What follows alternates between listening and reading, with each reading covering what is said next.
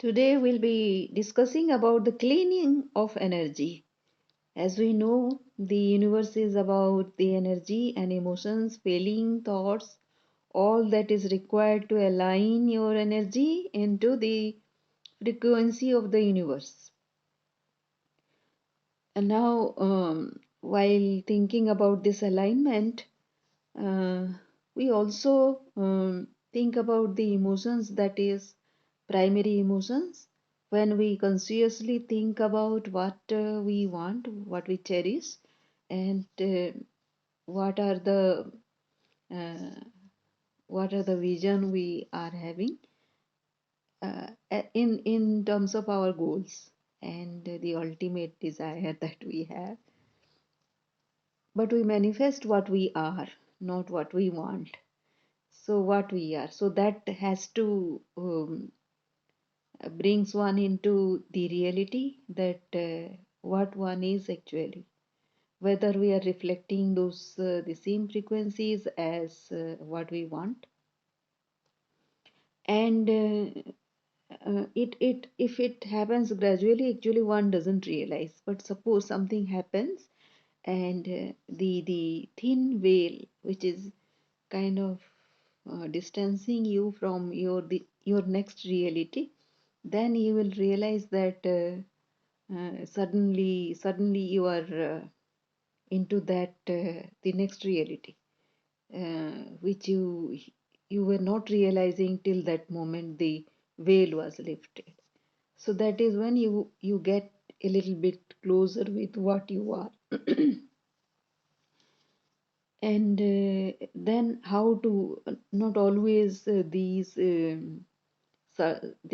sudden phenomena is going to happen. Not all the way something happens that that lifts your veil or gets you closer to what you are. So consciously one needs to mm, try to be closer to one's own core identity, who I am. So who I am um, is the real person that we are. On one hand, we know that we are the very beautiful human beings, that we were born, we were at birth, and there are a lot of circumstances that have been responsible for creating the veils around us, which kind of protect our innocent soul and our being. But after some time, usually we get ourselves recognized by those veils, those surroundings, and those circumstances, which kind of covers our inner self, but we get identified by that. Who identifies us in front of us? It is ourselves, right? So that is the self image that we create, and that self image obviously is not the correct one. So, why we get into those kind of erroneous self images? It is because of past experiences, how we get affirmed by other people, kind of established by the recognition that other people do, and that is how we recognize. But no, why do we allow the other person to kind of define us? Why we cannot define ourselves altogether from the moment right now? And what is that person that we would like ourselves to define? Like, is it very courageous? It is the person who uh, who is helpful, who is in tune with the universe, who in tune with the greater goal of humanity, and whatever we can decide ourselves to be. So what I learned today was uh, Tony Robbins is a one person who suddenly challenged himself to have $1 million in a day, manifesting $1 in a day. See, what kind of, like, say, challenging oneself is what? Nobody else is watching. It is like watching oneself. Wha- or like say that manifestation that has to happen if the energy within is clean enough, and one has to have that kind of frequency, that vibration, that one needs, one has that capability to retain to that mm, $1 million a day kind of vision also. Unless that, one is not able to retain that. And what use is that? Suppose you do that for one day, like say if a lottery is won, then you of course you earn a lot, more than 1 million maybe, but would you be able to retain that? How many lottery owners retain their wealth till long? Not many, right? Why? Because it is a sudden manifestation of something which also like say disintegrates into being broke after some time, because the energy is not in tune with the consistency that one needs to have. So hmm, that is one kind of realization that one needs to have. And how many of us, let's say, secretly desire to win a lottery because we can't visualize what will be the sources from where this money that we are thinking is going to come. But that is not the job. Like say all the people who, all the seers, they have kind of reiterated this fact that the how and the source and from where, all these are not our job to decide. This actually gets decided by the universe, and which is an abundant um, source of riches of unlimited kind. It is infinite in its sources and riches, and we don't have that kind of mm, um, like say we can't fathom, like say, from where this will be sourced. So whatever we cannot fathom, why to be bothered about that? That is not required also. So what is required is getting into that rhythm, that minute thought process, from where we can manifest and in line with the universe. So one thing many times I personally realize is to get into a moment of stillness and continue with that stillness. Suppose there is something in front, and being one with that feeling. If it is an unpleasant thing, let it be. But the mind needs to get trained into being with that particular thought pattern for a longer time. Normally, what happens if it is not a very pleasant thought process, then the mind kinds of drifts away from that and think it kinds of hides from that unpleasantness into something which it likes.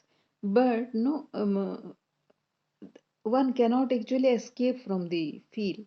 The feel is there, which is unpleasantness, and no amount of effort will bring the mind into something liking, no matter what effort you do.